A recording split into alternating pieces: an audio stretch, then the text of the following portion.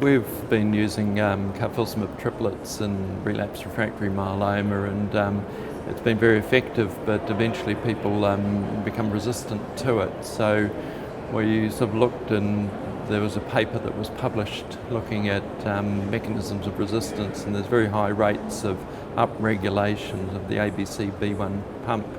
That's an efflux pump which removes the carfilzomib from the myeloma cells, meaning that it's no longer effective for them. And that pump can be inhibited with a number of drugs which are commercially available, including some old HIV drugs. And the one which is available is Kaletra, which is Ritonavir and combination. And so we've been giving that to patients who are losing the response to KCD as a triplet, and just adding that on the day of carfilzomib infusion. And so far we've treated 12 patients with that, and 11 of the 12 have had a response. And I think it's the only single intervention that's happened that's different, so we're quite confident that it's actually the addition of that drug which has gained that responsiveness. Previously we'd done some analysis on the outcomes of those patients who had failed, and their median survival was 2 months because we've got nothing left to give them.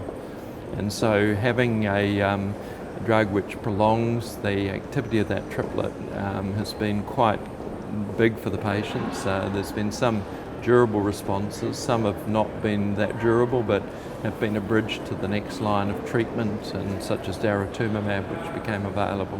One of the problems with myeloma, it's the subclones that kill you. And it's the subclones which are there in small levels at the beginning which emerge later, which are a problem. And I think it's unclear at this stage whether we're better off giving the drug at the emergence of resistance, or whether we should be using it as a strategy at the beginning to try and eliminate the small numbers of rogue cells that are there and sort of preventing the eventual resistance which comes later. It's a fairly early experience we've got, and I understand the similar drug's been looked at by the French group, and they're doing a little more academic stuff around that. But it certainly is something which needs further research to find out what the optimum use of the drug is.